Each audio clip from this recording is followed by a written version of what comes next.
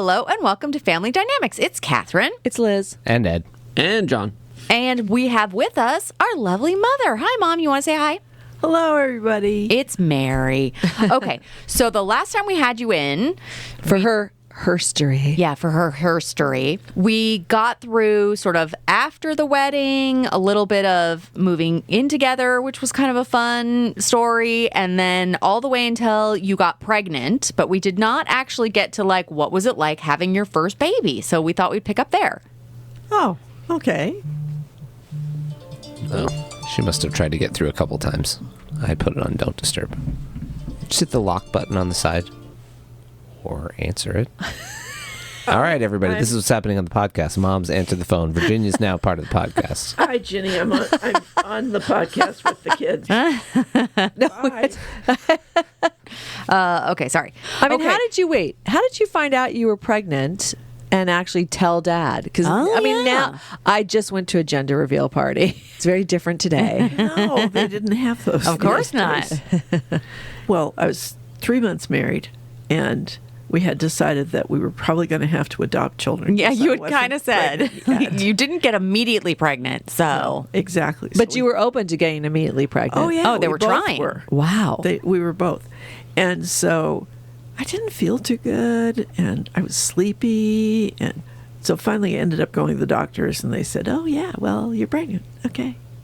And I don't remember telling Frank. It was like he knew. What? Oh, okay. Because back then, was it the blood test or the famous "the rabbit died"? I don't remember. I mean, it's kind of a blur. Yeah, but it's not all the conveniences you have today. Yeah, it's not you got to just pee on a stick in your own home. No. Yeah. No. And so anyway, I know I told you my work, I didn't tell them right away, but eventually it became obvious, and they figured out a way to get rid of me. Yeah, they changed your assignment, basically, you told us. Wasn't it to the gang unit? Yeah. Okay. Female gangs in East LA. Oh, wow. Yeah. So that's really something I can't do.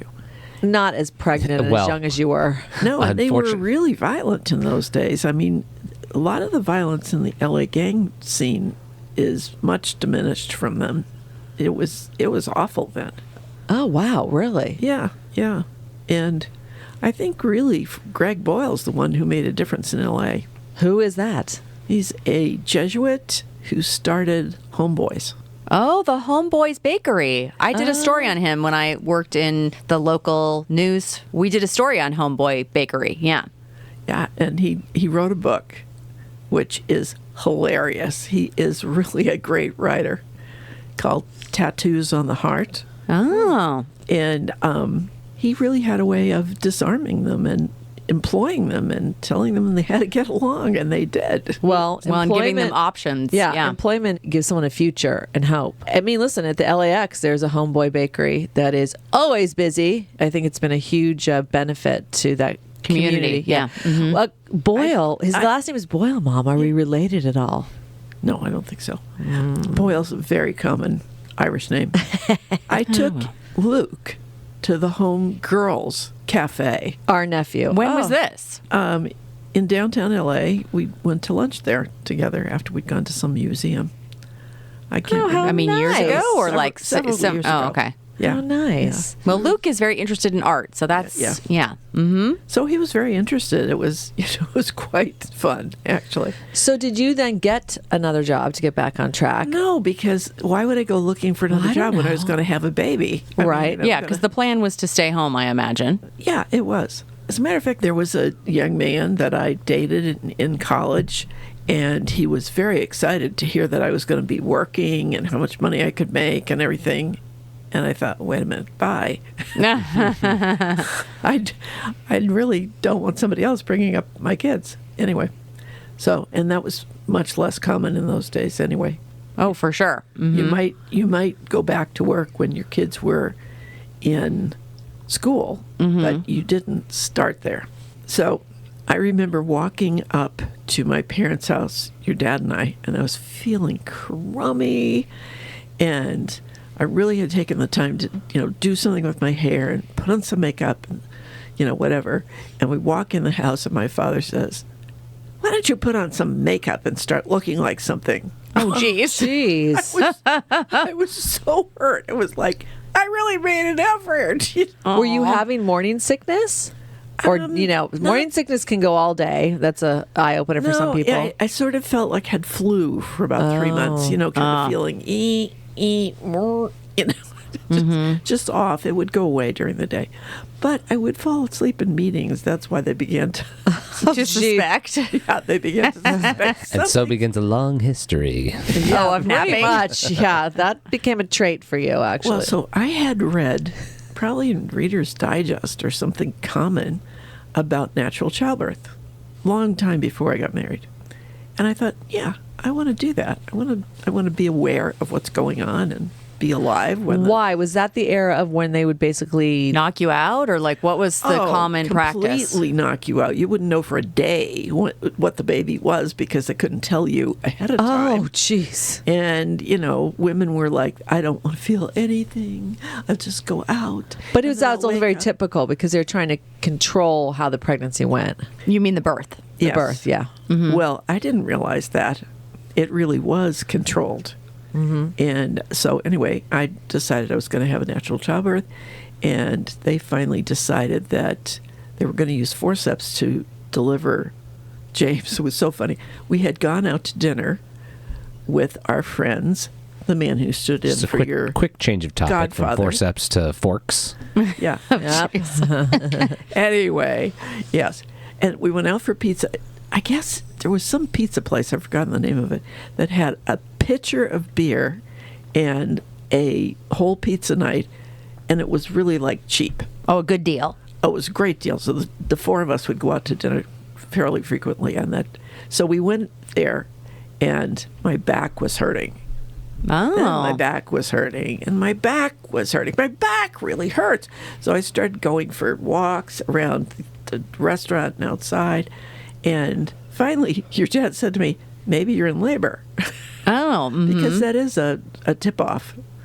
It usually indicates you're going to have back labor, though. Not so fun. So anyway, we went to the hospital. I got there, I don't know, about 11:30, and we got to the delivery stage pretty quickly. Was the hospital on board? Because I would think a lot of hospitals would not have been excited about for this. natural childbirth. Mm-hmm. No, nobody was on board. Doctor. Oh, nobody. Well, did you discuss it before you got there, or were you like, surprise, Mary Killmond here? Yeah, I think I talked to the doctor about it, but he wasn't really gung-ho. So it progresses, and it kind of was moving along, and then it would move backwards and moving toward being born, and he'd go back. And so finally they used forceps to get him born. And really, I watched his wife go through the same thing, and they were just patient with her, and it works. What do you mean you watched his wife? You mean James's wife, Michelle? Yeah. Oh, right. Okay. I'm like... Fast forward. Fast forward. Well, she's talking about James's birth, which we have not specifically said James's birth, but that's what we're talking about. So she made the quick connection to James's first kid being born. I'm assuming it was the first kid? No. It was Marie? Oh, no. Who? I think it was JP. Oh. And their last one. Evidently, I didn't get to see all of them. And the third one I came back for, which is Teresa, little babe who just left town, 24-year-old, and she was willing to have, she wanted to have the children in there. Mm-hmm. And so I should save that story for a little later time. We can go. We're really fast forwarding. Yeah, let's try and keep a little bit chronological. I also want to just get back to a little bit like, did you tell your dad that night when he basically said you didn't look great? Did you tell him, well, I'm pregnant? How dare you? I can't remember. I just remember the, the sense of walking up to the house and not feeling good and then walking into that. Your dad being critical? How shocking. I mean, rude. He always was. It's true. Anyway, so they were excited though because you were the first to have a grandchild. That's the first grandchild. Correct. Yeah. Okay. Anyway, so we go along, and then I'm unemployed at 6 months. And now what are we going to do for 3 months? I mean, there's not a lot to do to get ready for a baby. Right. So we started keeping terrible hours because your dad loved to stay up at night and, before I couldn't really do it. Anyway, so We get to the hospital. Were you staying in the same? You felt like there was enough room in the current little apartment you were in? Wasn't it a duplex or a triplex or a Triplex. Triplex, Triplex. They called it triplex. triplex? Yeah. So we get in the hospital. We're not really sure if I'm in labor. We find out I am. And I forget what the technical term is, but it's back labor. So they decided they were going to use forceps. So they gave me a spinal. And all we'd had for preparation at that point was the Red Cross course. So they weren't really very helpful about training you for the delivery itself. In terms of like breathing, Lamaze type stuff? Yeah, no, that didn't come up until you were born. Lamaze was still developing that. Yeah. And so anyway. I literally thought you had a pun there, Ed. No, just Oh, Dr. my Lamaze. gosh. Yeah, it was. Russian, as a matter of fact.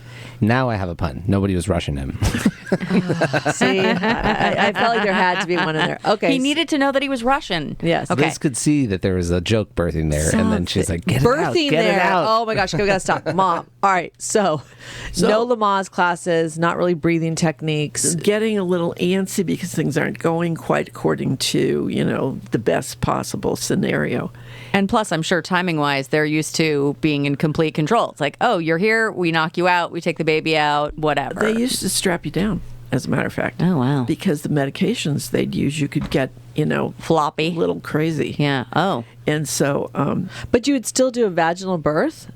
I mean, Yeah. how would they use forceps to bring the baby out? no, they don't have to unless there's some impediment, but Just the body physically will take over and yeah. kind of All right, contract that's so and push the baby interesting. out. yeah. Yeah, because I mean, modern day, we're all bearing down and pushing and breathing, and you're thinking, how would you do that if you're completely knocked out? Boy, I'll tell you, honey, they did not want to even know about it in those Wow. days. Who, the They thought moms? I was Yeah. weird.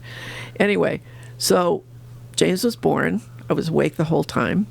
And then they tell me, since you had a spinal and it travels up if you get too active, that you have to be completely on your back and not get up at all for 24 hours.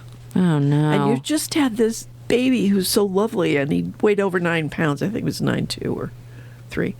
And, I was just all excited. And I Yeah, just had to because be- they didn't keep the baby in the room. He was down in the nursery, Oh, right? yeah, right. Yeah, because now, I mean, that's typical. If you get an You're epidural getting today. ahead of the story. Oh, sorry. Okay. Excuse me. Let me go through. Oh. This is a very good story Okay. in terms of the history of how childbirth changed. Yes. Okay. Anyway, so after the 24 hours, which I found extremely So you had to difficult. stay in bed. Yeah. So then I could get up, and I didn't. What'll happen if you get up and get active, you would get a terrible headache. And I had a roommate, and she had one, and it didn't look pretty. I thought, oh, I'm glad I'm not. She was really keeping me down, without saying anything to me. I could just see this was terrible. Anyway, so then we go home with this lovely little baby, and when he's 6 months old, we're pregnant again. Oh, wow. Yeah. Except I didn't know it right away because I never had a period in between. So I was nursing him, and when you're nursing, that kind of works against your being in full hormonal phase. And so I got pregnant without even knowing it. So I was probably 6 weeks pregnant or something when I found out.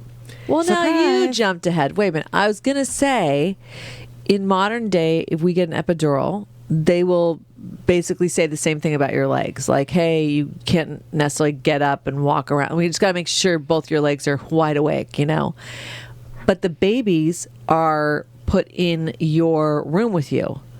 And that's both a blessing and a curse because you're so exhausted. You just want some sleep. But like as a new mom, you're so nervous because every noise, what's happening? So, you can say, please take my baby to the nursery. But then also people get freaked out about that for, I don't know, safety or, a Lifetime movie. They think every baby's going to get kidnapped from a Or nursery. swapped or something. Right. So, Sure. but I yeah, never did that. they have like full ID tags on babies now where they scan you, the mom, the baby. So it's very In the unlikely. delivery They start a Facebook page for the baby immediately. Pretty much, yeah. So that's what I was saying. That what you went through, which is almost like don't get up. There is almost a modern version of that, but your baby's in the room with you. So you can breastfeed or snuggle or hold or visit with your baby because they're not down the hall in a nursery. Would you then, that would be hard not to visit your baby for like 24 hours. Didn't they let you like smoke in the hospital? Oh, Oh, immediately, sure. yeah. No That's problem. so crazy with oxygen and brand new lungs and babies. And also, didn't you have a fabulous first dinner? I remember you telling me you had like the first dinner after you had the baby. That was much later. Okay, so the first dinner was not a steak right after you had a baby. It was. I thought that was after hospital food. my birth. Like you, No, I you had think- me at lunchtime or something. That it Oh, was well, perfect. both- Well, we'll get both there. We'll get you- there. Wait, can I ask, where was Dad during all this? He wasn't allowed in the room, was he? No. Oh, really? I mean, that seems right. I just have That's why images I'm of telling you, this is a perfect example of the progression of how childbirths are done. Okay, so where was he? He was just in the waiting room smoking cigarettes. Smoking cigarettes, I'm sure. That's what made me think of it. The cigarettes. who- And coffee. In today's modern times, usually there's a partner or your husband or significant other or a family member next to you going, breathe and guiding you through and holding. And helping, Was there sure. anybody doing that? Because you were doing You natural don't have childbirth. to say anything to a person who's medicated because they're not really Okay, cooperating. but you were doing natural childbirth, so it was no, I had a spinal by then, and so you can really, you weren't in a position to really be. You weren't very really doing cooperative. anything, Yeah. Got it. Okay. But they also were not going to have somebody in there as a coach or a helper regardless. They're just not. I mean, they're delivering the baby. It's as if you're not there, Yeah. actually, and you aren't. In a sense, I was aware of what was going on, but I wasn't really cooperating and participating in it. It's so disconnected from what is now the modern birth experience. It sounds actually a lot more like other kinds of surgeries where it's like they wheel you in, you are knocked out, they do their thing, and you're not even you involved. wake up in recovery. Yeah. Like what happened? Yeah. But I've been in a few birthing rooms, both natural and C-section, and yeah, it's amazing that people can be in there and experiencing it with them. So the dad was just in the waiting room smoking cigarettes is just. I don't think I knew that. One last sidetrack, and not directly this podcast, but Mom, you watch a show called Call the Midwife a lot. So there's screaming babies in the house still at this point. And I have to imagine that everything you're watching on that is antiquated or out of date from your own experience. No? Okay, great. I'll tell you about it. All right. If I ever get a word in No, edgewise. no, we're not going to let you talk. Just kidding. Anyway, so I didn't really have the natural childbirth that I was hoping for. And I got pregnant with William. And we didn't take another course or anything. But I thought, oh, this is going to be different. So go into the hospital. James was born, by the way, at 3-something in the morning. Oh, yeah. Oh, Wow. okay. Really? So when did you grandparents and aunts and uncles all sort of celebrate and react to the first grandchild being born? There was a little funny story. My maid of honor at my wedding was very excited that we were expecting. And when the date came that I was supposed to have the baby, she called. And she called almost every day after that. Oh. And he was 3.5 weeks late. Oh, geez. And he was late. He was over 9 pounds. So they thought at first that it was just a miscalculation. But then his weight said no. He was just in there piling it on. Wow. Having a wonderful time. And there were a lot of funny pregnancy stories. But so the next time, without any further training, I went in the middle of the day, and I was in labor, and it seemed to be going quite nicely. And then I could hear them out in the hallway trying to get a hold of the doctor, and they couldn't. He could have been out playing golf. I have no idea what he was doing. But anyway, he was not answering his phone. His office couldn't find him. And I was getting really nervous. Without understanding, I was probably in transition, which would give you that kind of feeling. And so the nurse came in and said, well, I think I should give you a little bit of this or that or whatever kind of medication it was. And I said, well, okay, but just give me a minor dose because I overreact to medication, which was true. I knew that about myself. Mm-hmm. And so she gave me a shot, and before she had it out of my arm, I was drunk. And I knew she gave me a full dose, which I checked on later, and she did. Mm. And so I was just, strapped down, which was common in those times, and kind of loopy. And then when it came, the doctor finally did come in, and they said, well, let us give you just a little gas. It'll take the edge off, and you won't, you'll be fine. Completely knocked me out. Oh, no. I remember having this horrifying, sensation on a subconscious level of going under and down and down and down. It was awful. And I woke up and he'd been born. Oh, wow. And I was betrayed because they said it wouldn't put me out. They knew it would put me out. I told her to put a half dose in. She put a whole dose in. It was terrible.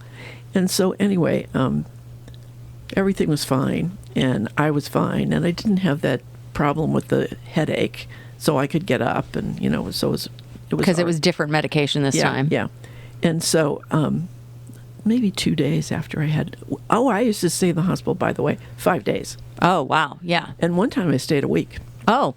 Well, did you want to stay longer? I said, yeah, I've got all these little kids at home. They'll drive me nuts. But anyway, so I was in bed, and my doctor came by because the doctor's lunch was right next door. And he said, oh, can I come in and visit with you? And I said, sure, And then I thought, I got to tell him. I got to tell him what this was like. And I said, I know you don't want to hear this. And I understand your position. You've never been through this yourself. And you see that a woman is having really experiencing the stress of childbirth, and you want to alleviate that. I said, but you robbed me of the birth of that child. And he was just dumbstruck. He didn't know what to say. And I said, I felt it was really important that you knew that. That if someone says they want a natural childbirth, that's what they want. And you can help them, but don't medicate them. Mm-hmm. So he was really good about that. And I went back to him in the future. Oh, you did? Wow. Yeah. Oh, he's a wonderful guy. But give you a clue, his personal magazines he had in his office were golf and something about money. It's just You're like, as a woman, you're like, pregnant. That's really not what you want to think he's reading. what I need advice on right now. So when you had James, did he have a nursery in your little apartment, or was he in Sure. your bedroom with you? Yeah, we had, A bassinet was usually the first few weeks or Yep, months. yep. With Dad's sleep schedule, how did he handle that? Oh, I got news for you. He was fabulous, really. He was a wonderful dad of new babies, which made no sense because he had no experience of any kind to fall back on. He was always a big fan of little babies. Oh, he was. And he became really a big fan after we had them. And he was changing diapers and all involved. And you were breastfeeding the first baby, or was it bottles? I'll tell you a little side story. I was breastfeeding, which my mother-in-law was absolutely scandalized that I was breastfeeding. James. Yeah. Oh. In public, meaning I was in the living room. She thought I should be in the bedroom with the door closed. Okay, whatever. And also, James, was brand new, and the grandparents from Philadelphia came out on a tour that gave them a few days off in L.A. because they weren't interested in what they were doing in L.A. So they visited with us, and I thought that was a little strange. But anyway, so they did. And they were in the living room sitting with us, and James probably needed to be changed. And so Frank said, oh, I'll do it. And his mother just looked at him like, what? Because I guess Elmer never, ever changed even one diaper. So anyway, so they go upstairs, and they're gone a really long time. And they finally come down, and Grammy looks like she had been through some kind of, carnivals or whatever. Like a fun house? Yeah, like a fun Like a house. mirror. That's exactly what she looked like. And, Dazed.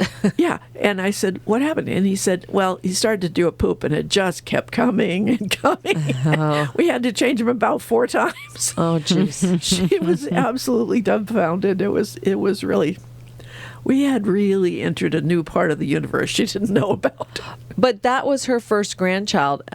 Well, actually, grandparents-wise, both sides, correct? Yeah. And how involved? I mean, obviously, Dad's parents were back east, so they really couldn't be involved besides a little visit. Were your parents that involved? They were pretty involved, and Grampy loved James. It was, the apple of his eye. The sun rose and set about him. I mean, it just was, he loved it. Would they babysit? Would you leave James there, or was it more visits? We'd go over there with him, and they'd come over there and visit us. Of course, he was with us. I mean, Right. So, things changed after a while. But for the first baby, it was really quite, he was the prince. So anyway, William comes along, and we have this difficult birth. And then I realized that Grampy really wasn't so excited about William. Mo. William was really a difficult baby. He had colic, which lasts 9 months. Oh, Yeah. In the worst possible case scenario, it's about 9 months. It can be long. And he had us up in the middle of the night every single night. It was really difficult. because colic babies are just uncomfortable, crying. Crying. You can't really appease them. And they usually have a period during the day when they kind of go from one feeding to the next, just miserable. And they don't want to eat. You can't really soothe them. There's just and he couldn't even let us sit down. You really had to walk him around. If you sat in the rocking chair, he wasn't happy. It was really difficult. And despite that fact, we got pregnant at about 9 months. Well, what did James think about having a new baby brother so quickly? He was delirious. He was 15 months when he was born.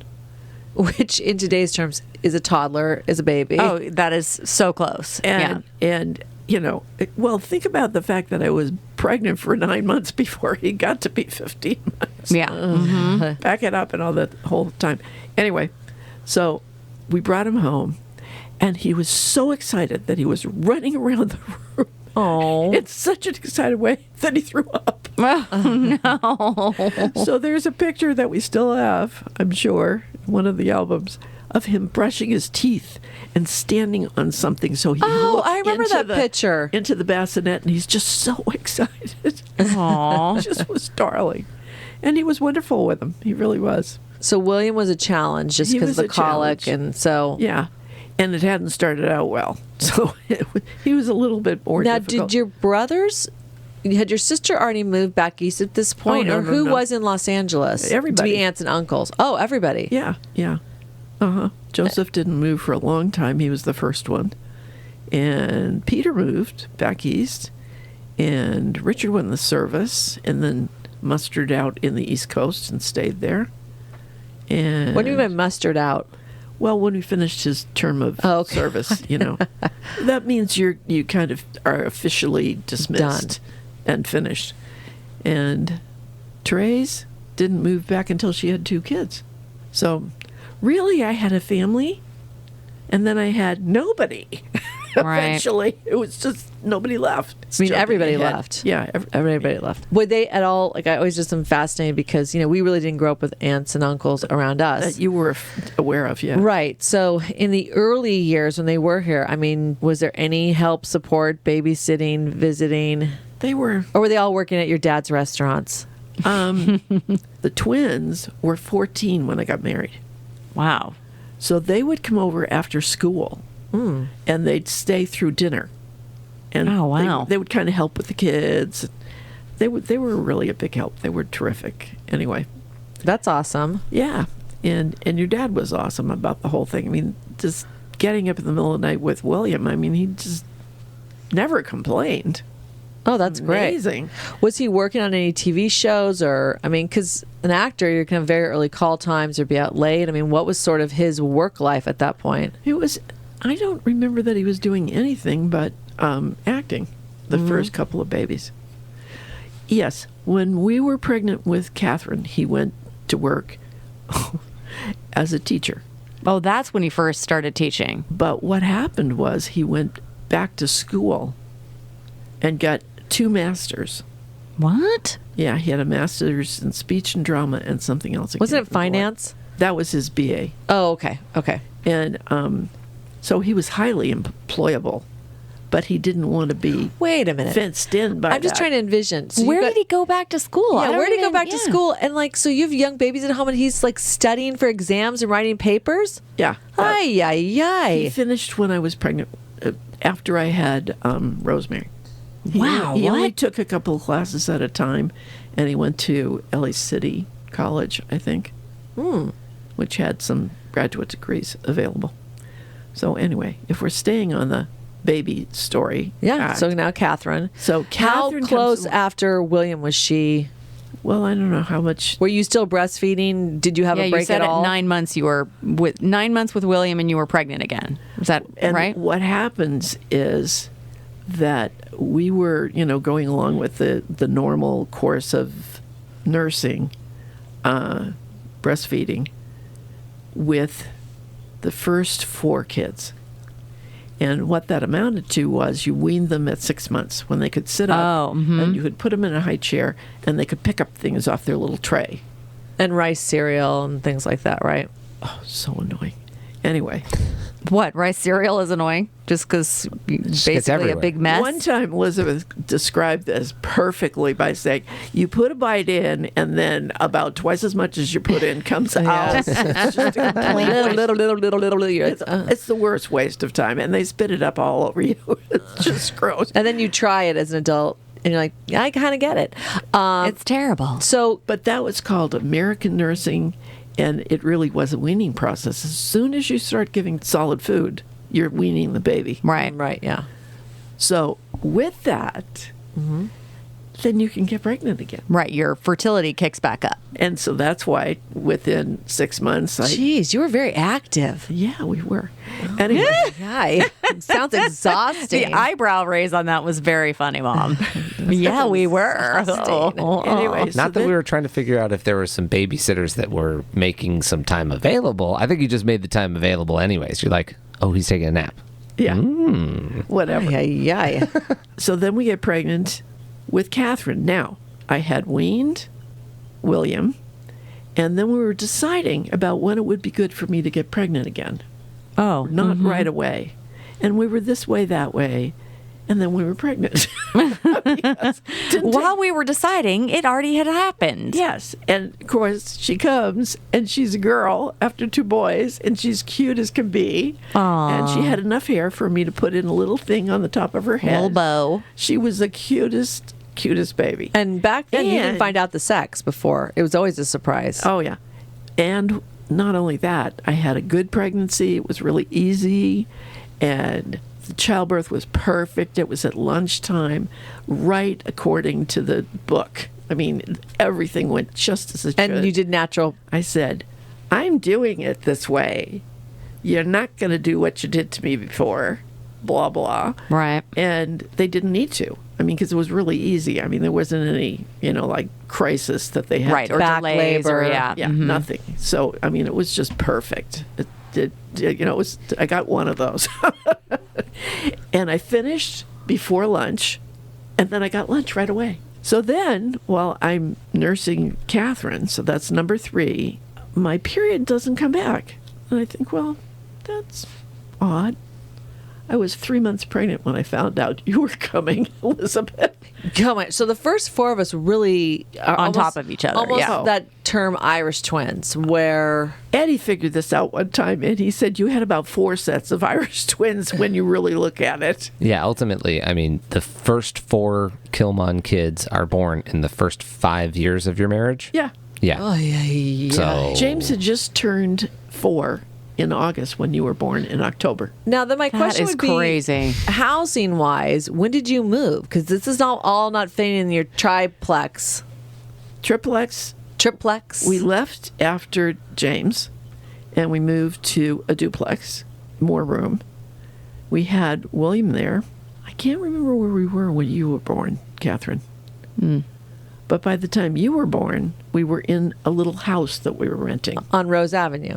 Oh, that was no. yeah. Oh no, We had one before that had a guest house. Excuse me, it was in Westwood. Brentwood. That's right. So you had a house in Brentwood with a guest house. What did you do with the guest house? Well, actually, it was used for voting. Voting? Several What? years. Yeah, voting, because it was separate from the house, and people could come in the backyard, go and vote, and leave. Never come into the house. Actually, So you didn't use it as a guest house, or we did finally. We had a girl come and live with us for a while. Oh, to help with babies. She was awful. Oh no. I mean, I'm sorry, but Well, we won't bless say her you, name. dear. But she was just awful. Like, I came home one night. Frank was in school, and I'd gone to some place, but she was there, so she was babysitting.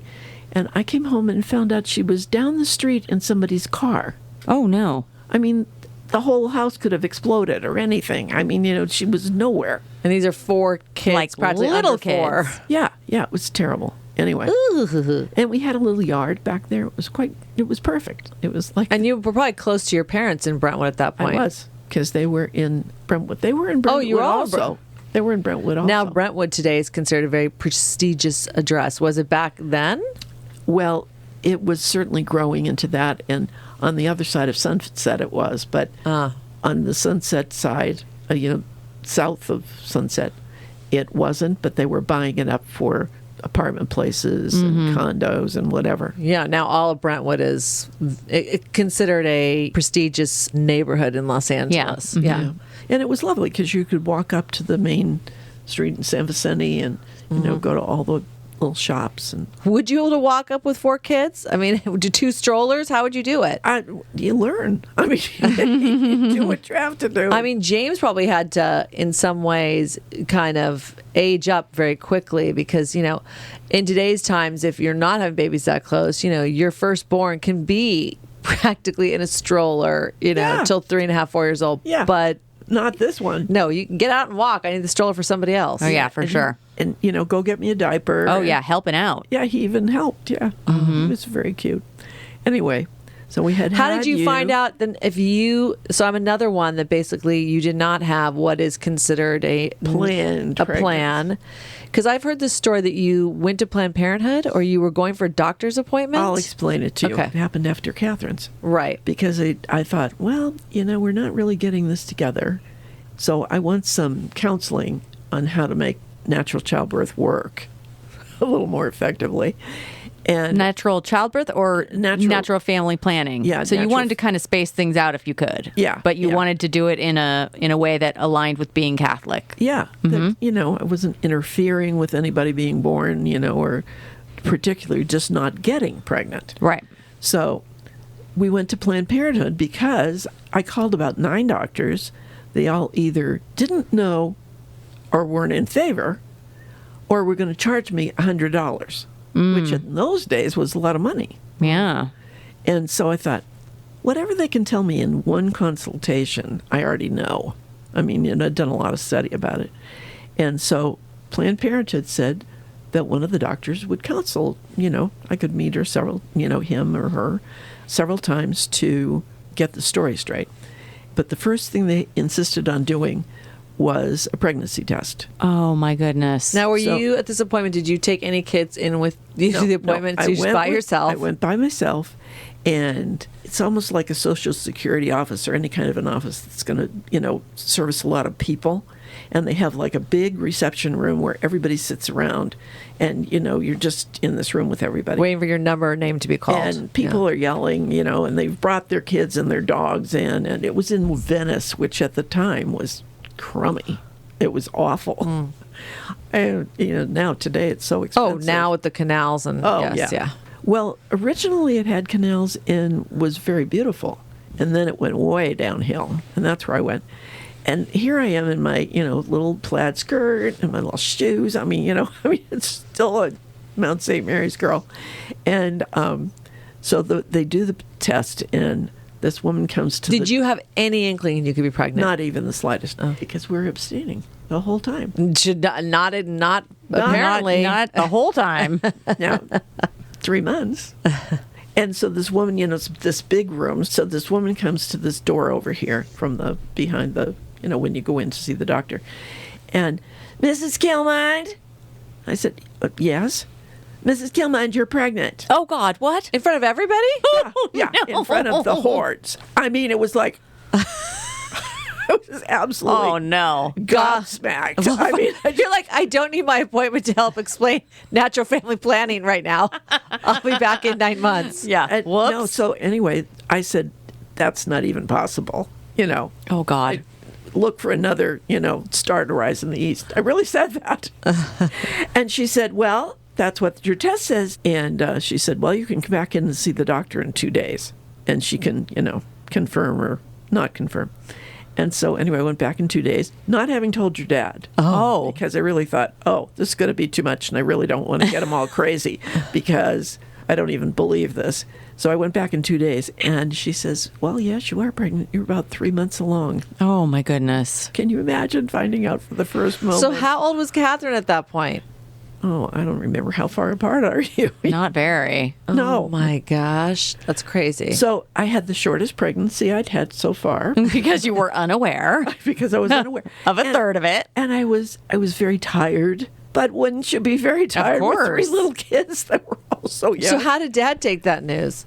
I mean, pretty well. he had some good shooters, man. I Wow. mean, right? Because if you're saying you abstained for 3 months, I mean, had you only done it like one time? Yep, and it should not have worked. Wow. Look at Lizzie getting through, making it happen. Determination. Yep. The world's a stage, and I am right I'm now. it. Yeah, I'm in. boom. Yeah. Oh, my Anyway, God. So it was a short pregnancy, and I went into labor finally. It seemed like finally. I mean, it always feels like that at the end. It's like, oh, can we do this? And this is so funny because I went to labor in the middle of the morning, as I had with you, Katherine, and had the baby in time for lunch. Which I thought was pretty cool. And it was pretty easy. You started being a back labor, but then turned. So it really was really quite easy. And now we had 2 boys and 2 girls.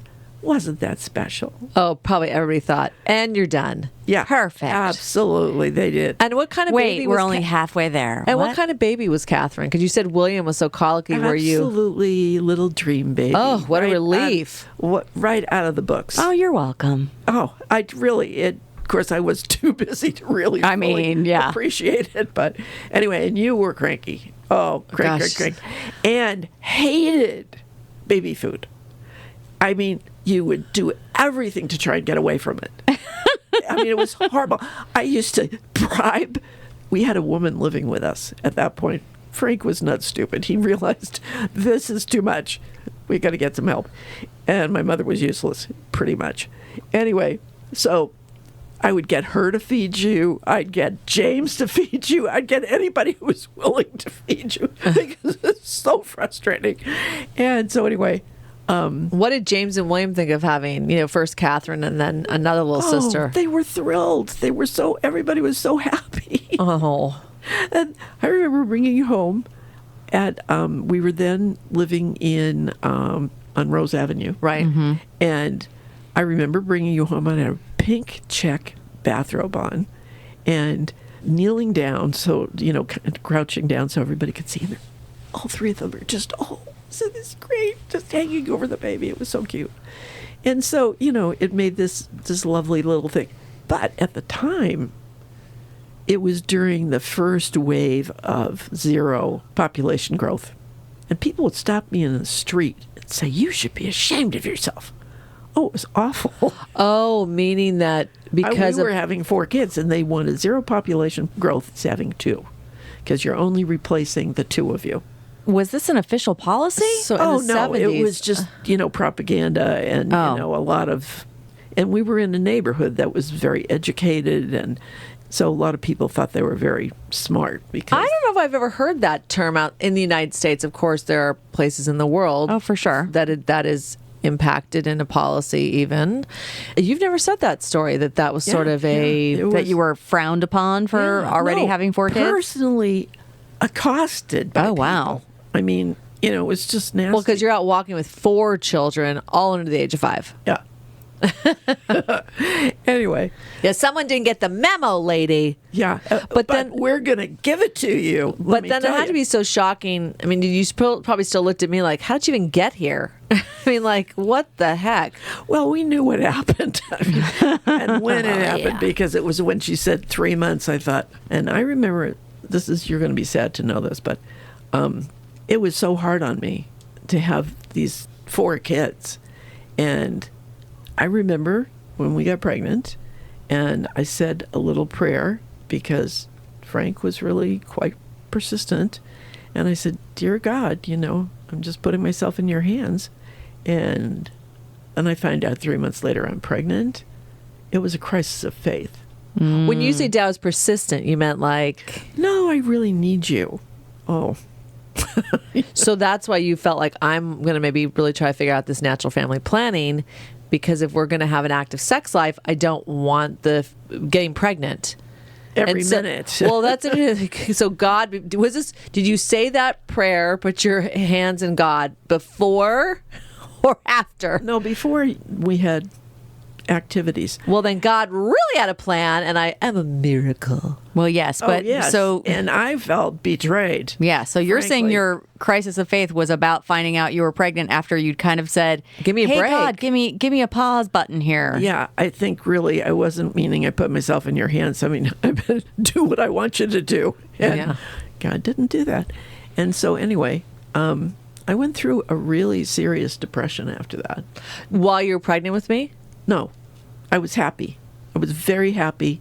And at about 3 months after you were born, I just went downhill like greased lightning. Was it postpartum? Because postpartum, some women think it's right after you've And that delivered. It is. might have been the first chance your body had at postpartum, given that you'd maybe had one 9-month break, one Yeah. 12-month break. And the hormones always would have been yeah, high. yeah. The lovely statistic you should hear is that we were married 9 years. So we're talking about more kids. But I only had 9 periods. Oh, gosh. Oh my God, Mom. Well, you think about it. And I did have a little fun where they'd come in and they'd You had a ask- lot of fun. No, just kidding. Yeah, they'd ask you your, all this information in the hospital after you have the baby. And one of the things they'd always ask is the date of your last period. Oh, jeez. You're like So 7 when years you ago. when you came along, I knew it was happening, and I knew she would come back the next day and say, "Oh, there was a mistake." Exactly what happened. So she comes back the next day and there was a mistake. I said, "Oh?" And she said, "Yeah, you said your last period was such and such." I said, "That's correct." 6 years ago. That can't be. I said, "Yes, it can." Yes, it can. You want me to explain it to you? She said, "Yeah." Like you James, can't possibly. William, and Katherine. That's how I explain it. No, I just explained that you get pregnant and then 6 months later you get pregnant. So there's no stop, Wow. in between. Well, and you nurse and then get pregnant without a period comes in between. Well, God Happened did twice. have a plan, Mom. That's why I'm here. Well, and that really was what changed my life completely, because after that, I remember finally after about 9 months you were about a year, I made a decision to go with the 4 kids to visit a friend of mine who lived at the base of the place where you come up to Running Springs in the Big Bear Arrowhead area. Oh. Right at the base of the mountain. So it's really like an hour and a half drive or something. And it went well. And we had a really good time. Just you And- by yourself taking the 4 kids And out so I must have been recovering somewhat at that point. from the depression. Yeah. And so I started an exercise class and catechetical training, which your father, without even speaking to me, signed me up for.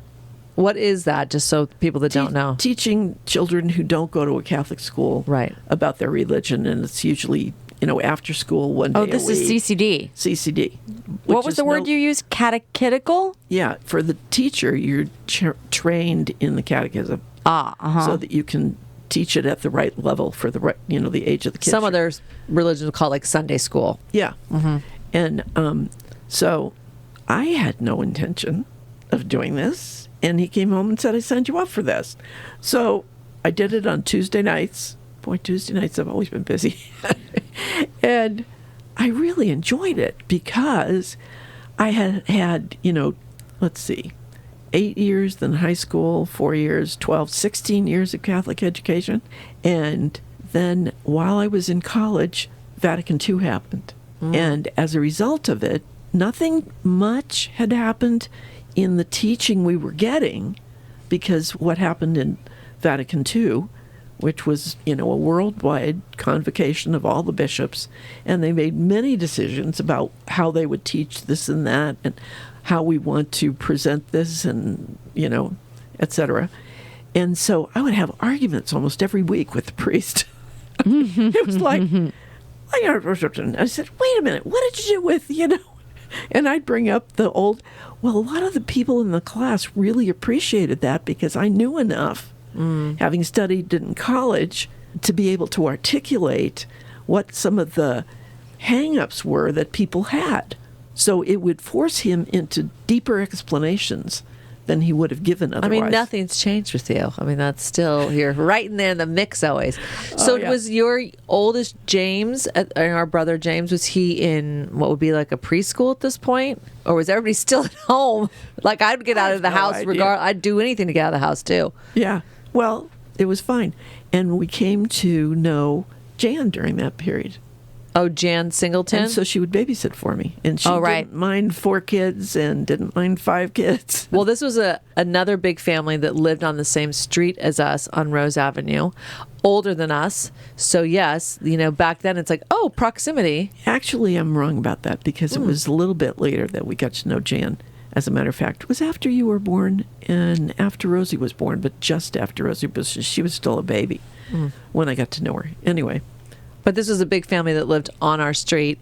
And back then, proximity for babysitters was a real bonus. So they had older kids that were the right age to, come be a mommy helper or babysit. Yeah. And she's still like practically considered like a cousin or a family friend of ours. I call her one of my quasi-daughters. Oh, that's nice. Kathleen, and I have Jan, and I have a couple of others. Anyway, so I took the class, and I loved it. I mean, it was just really exciting. I was learning, and this priest was wonderful. He wasn't putting me down for giving him a hard time, and he'd really go into the explanations. And so it was really a good experience. And so I went to the first Religious Ed Congress. It was called the CCD Congress that year. I was pregnant with Rosemary. Oh, jeez. And I went away, leaving you 4 kids at home with your father. And I really, I didn't know anything about it, and I wasn't sure I wanted to go. And right from the get-go, it was just eye-popping and rattling your cage. And, it was just, it just was so enlivening. And I remember, I'll never forget this.